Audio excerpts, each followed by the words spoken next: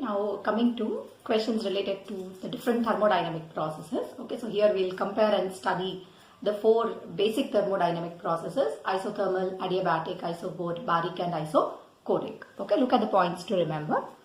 So starting with an isothermal process. Okay, remember these points. When do you call the process isothermal? When temperature remains constant. If temperature is constant, change of temperature is 0, implies internal energy also remains constant.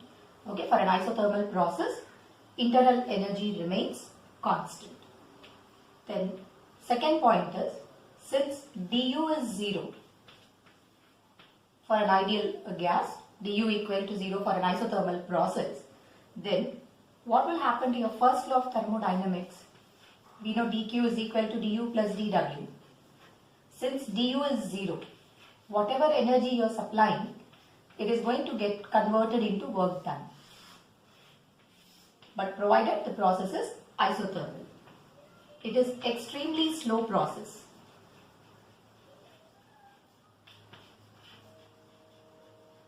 Okay, if you have to convert the whole supplied energy into work, the process is extremely slow. Then we represent this by the equation PV equal to constant. We know PV equal to nRT. Since temperature is constant, N and R are anyway constant, the equation representing it is PV equal to constant. So the nature of graph between pressure and volume would be a rectangular hyperbola. Okay, when you calculate the slope of this graph, dP by dV, you will get it as minus P by V. Okay, so if I want the slope at this particular point, it is the negative slope, P comma V comma P. If you know the pressure and volume there, you can find out the slope. Now from this relation, if I divide with volume on either sides, okay, you get bulk modulus. Isothermal bulk modulus K equal to, if I divide with volume on either sides, change in pressure by delta V by V or dV by V with negative sign. We know it is defined as bulk modulus. What is isothermal bulk modulus? Equal to pressure. So isothermal bulk modulus at a given point will be equal to pressure of the gas. Then coming to the next point, specific heat. How do we define specific heat? dQ by N into dt. Energy supplied for 1 mole, okay, molar specific heat I am writing, by rise of temperature. Since dt is 0, denominator is 0, this will become infinity. Specific heat is infinity for an isothermal process. And the last point, work done. Okay, how do we calculate the work done in an isothermal process? We know when you integrate it as integral of P dV, replace pressure as K divided by V. Okay, I'll write the work done. Okay, here work done is equal to 9th point nRT, that means 2.303 nRT log V2 by V1, or you can also write it as work done is equal to 2.303. Okay, if you are writing 2.303 common logarithm, if you don't want to write this as common logarithm, I can also write it as nRT natural logarithm log V2 by V1 or nRT log P1 by P2. Since pressure and volume are inversely related, either you can use this formula or this. If pressure is given, make use of it. If volumes are given, make use of this relation. So these are the 9 points you need to remember, okay, when we are dealing with an isothermal process. See, for every thermodynamic process, we study the same points. For each process, I will give you these relations. So this is all about which process? Isothermal process. Now let's look into adiabatic process. When do you call the process as adiabatic? An adiabatic process is the one which takes place at constant heat energy. That means you are neither supplying energy to the system nor releasing or taking the energy from the system. dq remains 0. Since dq is 0, what will happen to the first law of thermodynamics? du plus dw is equal to 0 implies the total work done is at the cost of its internal energy. If work done is positive, internal energy decreases. If work done is negative, internal energy increases. Third point, it is a sudden process, a sudden bursting of tire. Okay, we are not giving enough time for exchange of energy between system and the surroundings. Then any sudden process, we consider it as an adiabatic process. Then fourth, we represent it by the relation PV to the power gamma is constant. Okay, where gamma is the ratio of specific heats, molar specific heat, Cp divided by C.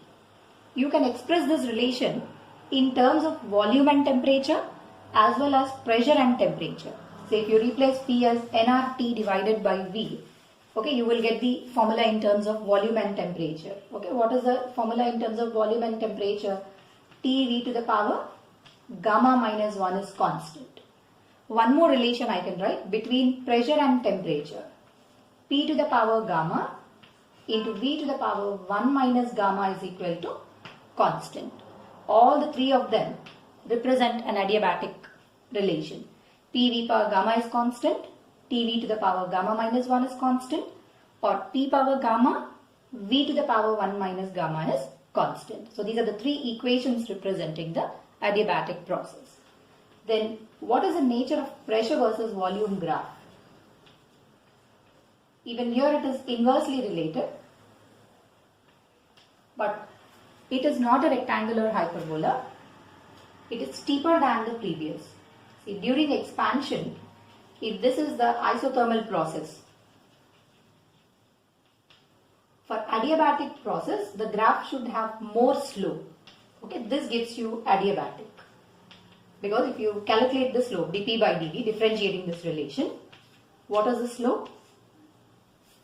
Slope dP by dV is equal to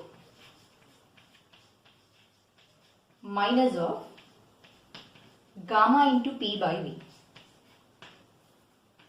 Okay, where gamma is the ratio of specific heats. So it has more slope, it is steeper when compared with isothermal. But this is the graph during expansion. If they ask you during compression, it will be opposite. See, during expansion, you are starting from the same point, ending at the same volume. See, the pressure you get is decreased more in adiabatic process than in isothermal process. The decrease of pressure is less in isothermal, more in adiabatic. Reverse. Okay, if you are compressing the two gases, this represents adiabatic. See, the variation of pressure is more in adiabatic process, less in isothermal. Okay, remember the relation. If it is expansion, change of pressure will be more in adiabatic. During compression also same. So the upper line is adiabatic, lower line is isothermal. Then coming back to bulk modulus. Divide with volume on either sides. Adiabatic bulk modulus. If I represent it as B or K, whatever, you will get the answer as gamma into P. Whereas for isothermal it was P. For adiabatic it is gamma times of P. What about specific heat? See, we know specific heat is dQ by N into dt. Since numerator dQ itself is 0, specific heat will also be equal to 0. So what is the specific heat for an adiabatic process? It is 0. Then last work done is equal to nR by gamma minus 1 into T initial minus T final. So these are the points, or you can also write this work done as nRT. I will write it as P initial V initial minus P final V final whole divided by gamma minus 1. So two formulas I gave you, one in terms of temperature, another in terms of pressure. Whereas here also we have two formulas, one in terms of pressure and one in terms of volume. So these are the 9 points that you need to remember for isothermal and adiabatic process. Similarly, let us look into the remaining two processes. Now look at the remaining two processes, isochoric and isobaric. how do we define an isochoric process? A thermodynamic process which occurs at constant volume. So change in volume is 0. What happens to the first law of thermodynamics? dq is du plus dw. Work done becomes 0 because P dV, there is no change in volume, work done becomes 0. Then whatever energy you are supplying is completely converted into internal energy. Then coming to equation representing it, from ideal gas equation, since volume is constant, P by T remains constant. This is the equation. What is the nature of pressure volume? Okay, what about PV graph? Volume is constant, independent of pressure. So this will be the graph. Work done is 0.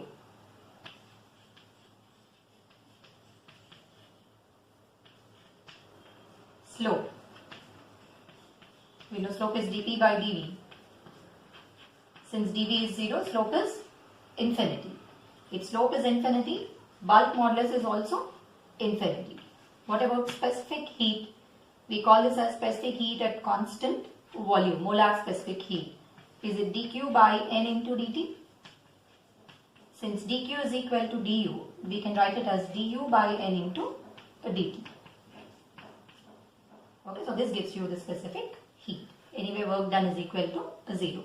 So these are the points that you need to remember, okay, when we are dealing with an isochoric process. Similarly, modify the relations for an isobaric process. When you call the process as isobaric, pressure should remain constant. Change of pressure is 0. Nothing, no change will occur in the first law of thermodynamics. V by T remains constant from ideal gas equation. Nature of pressure versus volume graph. Straight line parallel to volume axis. Work done is pressure into change in volume, V2 minus V1. Then slope, dP is 0, so slope is 0. Bulk modulus is also 0. Then specific heat at constant pressure is dQ by N into dt. We call this as specific heat at constant pressure and specific heat at constant volume.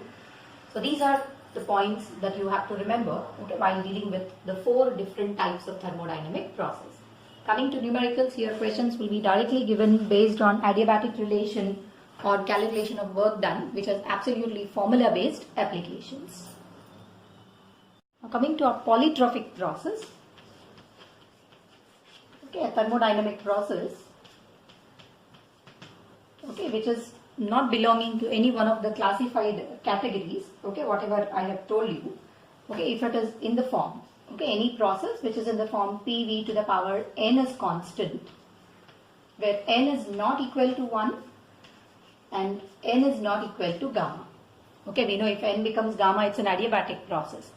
If N is equal to 1, it is an isothermal process. So if N takes any other value other than these two, then what is the name we are giving to that process? It's called a polytrophic process. And for a polytrophic process, remember these 2 points. Work done. Okay, just like we have written it for an adiabatic process. Nr by T initial minus T final by gamma minus 1 will be replaced as N minus 1. Because it's PV to the power N is constant. So this formula is going to give you work done in a polytrophic process. Similarly, the molar specific heat for a polytrophic process will be R by gamma minus 1 du, Cv, minus R by 1 minus N. Okay, where N represents the power to which volume is being raised. So for numericals, it will be helpful. Remember these 2 points. If it is neither isothermal, adiabatic, isobaric and isochoric process, if it is obeying this relation, we call it as a polytrophic process. Okay, now coming to specific heats. Okay, we know gases have 2 types of specific heats. One at constant pressure and the other one is at constant volume. Cv always remains as a constant. Okay, if I write it as molar specific heats, capital Cp. How do we define capital Cp? dq by n into dt, Cv molar specific heat du by n into a dt. And we know the relationship between them. Cp minus Cv for an ideal gas is equal to capital R, and Cp by Cv molar specific heat, we write it as gamma or adiabatic constant. Now if I express Cp and Cv in terms of R and gamma, then what will be molar specific heat at constant pressure in terms of R and gamma? Gamma into R by gamma minus 1, whereas Cv equals to R by gamma minus 1. So these are the terms related to specific heat. Now coming to ordinary specific heats, not molar specific heat, small cp and small cv. Cp minus Cv. What is the relation between molar specific heat and the specific heat? Molar specific heat, capital C, is equal to ordinary specific heat into molar mass of the gas. Okay, where m gives you its molar mass. Since this is the relation between small c and capital C, one is molar and the other one is ordinary, then what will be small cp minus small cv equal to? Capital R by molar mass. We call it as small r, which is gas constant, not gamma. Capital R is universal gas constant, whereas R by molar mass will give you the gas constant. So this is the ordinary specific heat. And when you come to questions related to this, sometimes they ask you, determine molar specific heat at constant pressure for mixture of gases, or Cv for mixture of gases. How do we find Cp and Cv for mixture of gases? For mixture of gases, okay, capital Cp will be N1 Cp1 plus N2 Cp2 by N1 plus N2, where N1 and N2 are number of moles. If N moles of a monoatomic gas is mixed with N moles of a diatomic gas, so N1 Cp1 plus N2 Cp2 by N1 plus M2. Similarly, what is the molar specific heat for mixture of gases at constant volume? N1 Cv1 plus N2 Cv2 by N1 plus N2. And then the value of gamma for mixture of gases. Is it ratio of these two? So N1 Cp1 plus N2 Cp2, N1 Cp1 plus N2 Cp2 by N1 Cv1 plus N2 Cv2. So basically questions will be formula based applications related to Cp-Cv relations. Now if sometimes the question is like this, what fraction of the energy supply is converted into mechanical work? I repeat, what fraction of energy supplied is converted into work? They are asking you to find this ratio. What is the fraction of energy supplied which is converted into work? From first law of thermodynamics, we can write dW as dq minus du divided by dq. This gives me fraction of energy which is converted to work. Nothing but 1 minus du by dq. See, divide these two relations. What is Cv by Cp giving me? Du divided by dq. So that is nothing but 1 minus Cv by Cp. This is 1 minus 1 by gamma. If you know the gamma of a gas, monoatomic, diatomic and so on, you can easily find out what fraction of energy is converted into work. Then if what fraction of energy is converted into internal energy, if you are supplying dq, du is the part which is converted into internal energy, this is equal to 1 minus gamma. If you know gamma, you can find fraction of energy which is converted into internal energy by using this relation, fraction of energy which is converted into work by 1 minus 1 by gamma. So all of them are the formulas related to molar specific heat at constant pressure and volume. Now look at Cp-Cv values for different types of gases. For monoatomic, hope you remember this table. Monoatomic, diatomic and polyatomic. You have studied this in kinetic theory of gases. What are the values of Cp and Cv and gamma? For a monoatomic gas, Cp, specific heat at constant pressure, is 5R by 2. Cv is 3R by 2. Diatomic, rigid and non-rigid. Non-rigid will come at very high temperature. Generally it is taken as rigid. 7R by 2, 5R by 2. For non-rigid, this is 9R by 2, 7R by 2. For any polyatomic gases, okay, with number of degrees of freedom, that means if there are no vibrational degrees of freedom, we take it as 4R and 3R. Then what should be the value of gamma for all of them? We know gamma is the ratio between Cp and Cv. Divide 5 by 3, 7 by 5, 9 by 7 and 4 by 3. If it is mixture of gases, we use the formula what I have told you before. Okay, now what are the drawbacks of first law of thermodynamics? Okay, we know we have studied that it doesn't tell you about the direction of heat flow, whether heat flows from high to cold, high temperature to low temperature or low to high temperature. Second drawback is it doesn't tell you, or it tells you that you can completely convert heat energy into mechanical work, which is practically not possible. Now therefore we have introduced second law of thermodynamics. What are the two statements we have studied before? Kelvin-Planck and Clausius-Clapeyron statement. What is the Kelvin-Planck statement? It is impossible for any self-acting machine to convert heat into mechanical work. 100% efficiency is not practically possible. Second, Clausius statement says it's impossible for any heat engine to transfer heat from sink to source. That means from low temperature to high temperature. So these are the two statements for second law. And using these two statements, we have studied what is the efficiency of a heat engine. Okay, what are the three parts of a heat engine? It consists of three parts: source, working substance and a sink. What does a heat engine do? It absorbs Q1 calories or Q1 joules from source, converts into mechanical work, remaining is rejected to sink. Source is a high temperature body which is at temperature TH. Sink is a low temperature body. So how do we define its efficiency? Work done by energy absorbed from the source. We know work done is equal to Q1 is W plus Q2. So W should be Q1 minus Q2 by Q1. This is nothing but 1 minus Q2 divided by Q1. And Carnot has already proved that you can write this efficiency as 1 minus T low by TH, temperature of low temperature body and high temperature body, but remember these values should be taken in Kelvin scale.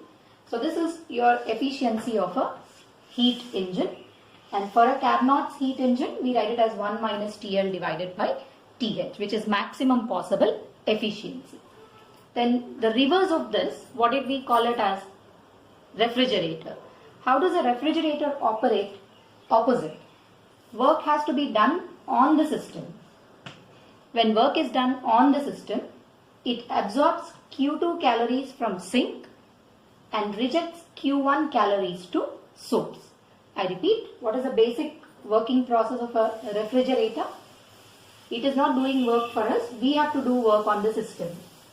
Work is done on the system so that it absorbs Q2 joules from the sink and rejects Q1 to source. Then for a refrigerator, we define coefficient of performance. How do we define coefficient of performance? Reverse. Energy absorbed from the sink divided by work done. That's nothing but Q2 by Q1 minus Q2.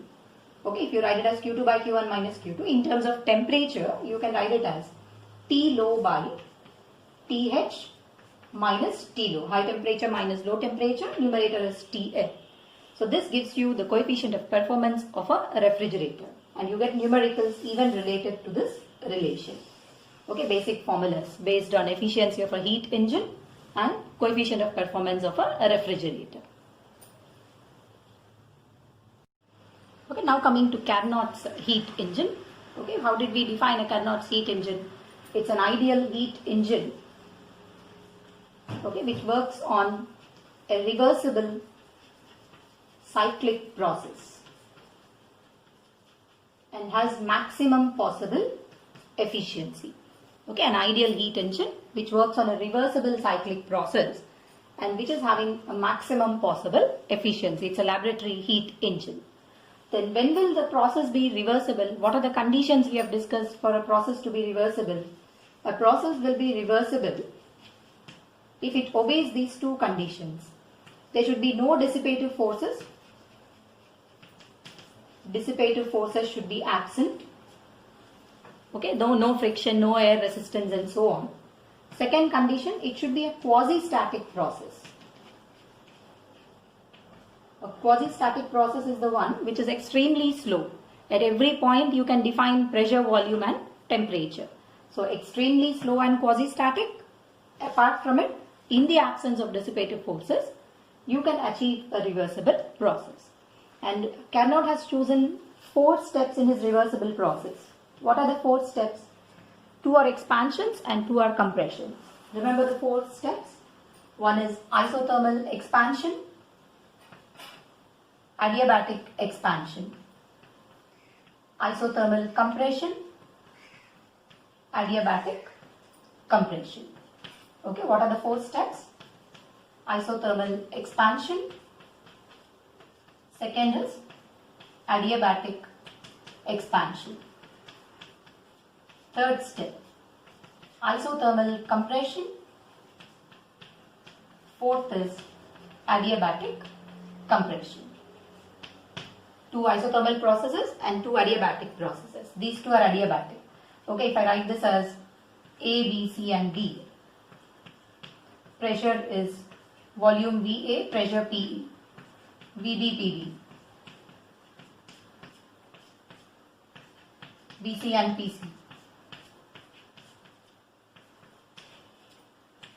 VD and PD. Now using this reversible cyclic process, we know he has calculated the efficiency as 1 minus TL divided by TH. That means temperature of the source is TH, temperature of sink is TL. Okay, so this is an isothermal process. This is adiabatic process, isothermal and adiabatic. So TL is the temperature of the sink and TH is the temperature of the source. Okay, so from this graph we could find out, or we have derived that efficiency is 1 minus TL by TH. But this is giving me the maximum possible efficiency of a heat engine if it works under ideal conditions. But any other heat engine, if it is operated between the same temperatures, will not have this much of efficiency. Efficiency will be generally less than the maximum possible efficiency. So this is regarding the Carnot's heat engine and its cyclic process.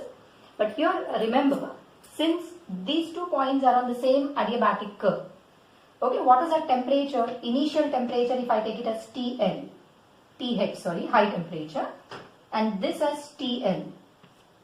Okay, here isothermal process is occurring at high temperature TH. This isothermal process is occurring at low temperature TL. We know these 2 points are on the same, all the points of this curve are on the same adiabatic. So you can make use of the relation. PV to the power gamma is equal to PC VC to the power gamma. PB VB power gamma becomes equal to PC VC to the power gamma. Similarly, volume temperature relation, pressure volume temperature relation you can apply. So this is all about the Carnot's heat engine. But you can also explain the efficiency by using entropy temperature graph for a Carnot's cycle. Okay, look at how you can modify this graph into entropy versus temperature graph. Remember, how do we define entropy? Measure of disorder, ds is equal to dq divided by T. Entropy is represented by the symbol S. For isothermal process, you can keep the relation as it is. Whereas for adiabatic process, what is change of entropy equal to? 0. Okay, so using this entropy graph also, we can predict what is efficiency of a Carnot's cycle. Okay, let us plot the entropy versus temperature graph for this Carnot cycle, including 4 steps. Okay, I'll take entropy on x-axis, temperature on y-axis, TL and TH. See, the first step is isothermal expansion. During isothermal expansion, energy is absorbed, dq is increasing, so entropy also will increase. If I take this as initial and final, it is working at TH temperature, entropy is increasing. Second step, adiabatic process. What is the change of entropy for an adiabatic process? Since dq is 0, no change in entropy. But temperature is dropping from TH to TL.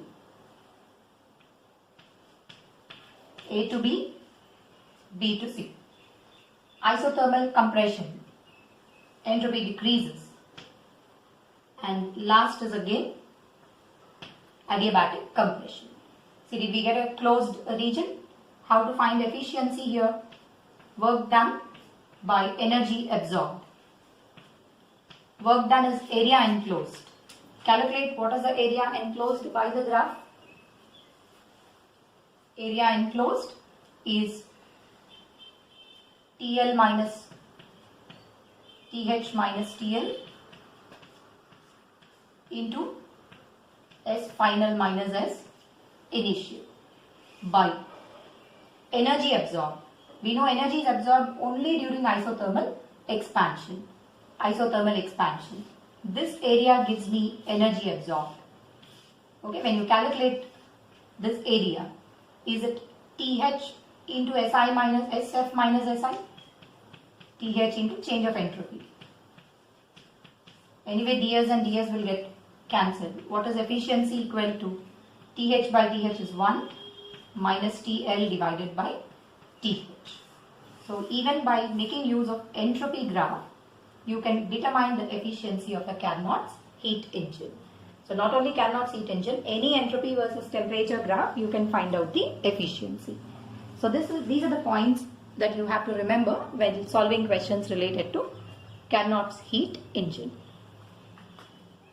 Okay, now look at this question. Okay, so it's a PV graph, pressure volume graph. So there is a cyclic process taken by a 1 mole of an diatomic gas. Okay, 1 mole of a diatomic gas undergoes this cyclic process involving 2 isochoric and 2 isobaric processes. See, this is an isobaric process. Pressure is constant. Even this is an isobaric process. Isochoric, isochoric. So this is a cyclic process involving 2 isobaric and 2 isochoric processes. The question is, you have to find out what is the efficiency of this cyclic process. Okay, and it's given the number of moles is 1, and what is the nature of the gas? It's a diatomic gas. Now I'll find out what is the efficiency. We know how do we define efficiency. It is work done by energy absorbed from the source. Okay, calculating work done is not difficult. Work done in a cyclic process. Find out, is it the area enclosed? P into V. Call this as equation 1. Now I have to find out the denominator, energy absorbed. So find out in which 2 steps or which steps energy is being absorbed. Start from this point or from A. See, when you are moving from A to B at constant pressure, volume is increasing. So keeping the pressure constant, if volume increases, temperature also will increase and it is absorbing energy. And we know energy absorbed at constant pressure. Okay, how will you write energy absorbed at constant pressure as Cp into N into dt. If pressure is constant, we take molar specific heat at constant pressure. Which type of a gas is it? It's diatomic. So I will put the value of Cp for a diatomic gas. How many moles? 1 mole. For a diatomic gas, we know what is the value of Cp and Cv. Cp is 7R by 2.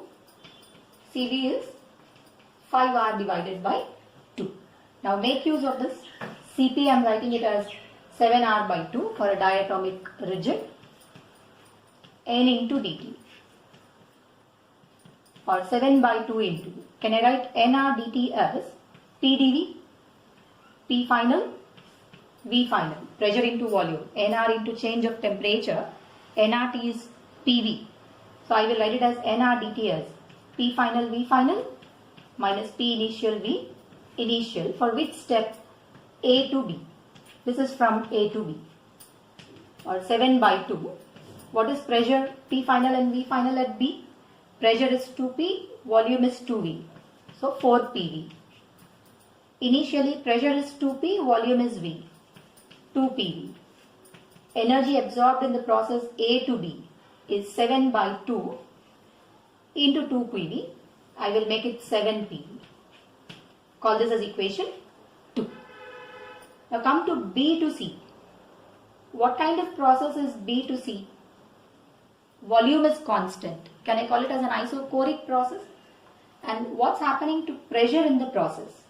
Pressure is decreasing, keeping the volume constant. So temperature also will decrease. So energy is not absorbed, it is rejected by the system. Come to C to D. At constant pressure, again volume is decreasing. Temperature also will decrease. So it will not absorb any energy. D to A. Again pressure is increasing at constant volume. So it is going to absorb some energy. Since pressure is increasing, temperature also will increase. Again energy is absorbed from D to A. Because it is at constant volume, can we write it as Cv into N into dt? What is Cv for a diatomic gas? 5R by 2, number of moles is 1 anyway, into dt, or 5 by 2. R into dt, I will write it as P final, V final, P initial, V initial. Initial stage is D, final is A. So I can make it A, this is D and D. Substitute the values into R of course, okay, no R. 5 by 2 into PA into VA. This point is A. PA is 2V, VA is V. 2 PV. PD into VD. PD is P, PV is V. Minus PV. Is it 5 by 2 PV? Call this equation 3. So energy is absorbed in 2 steps. D to A to B. What is the total energy absorbed now? Is it equation 2 plus equation 3? Add both of them. 7 plus 5 by 2 PV. 7 plus 5 by 2 PV. That is 14 plus 3. 19 PV by 2. Now you know what is work done? What is energy absorbed? Calculate the efficiency. PV by 19 PV by 2 by 19. If it is percentage efficiency, multiply with 100. Okay, so that is going to give me the efficiency in percentage. If it is not percentage, leave it as 2 by 19. If it is percentage efficiency, 2 by 19 into 100. So this is how you can find out the efficiency of this particular process involving 2 isobaric and 2 isochoric processes.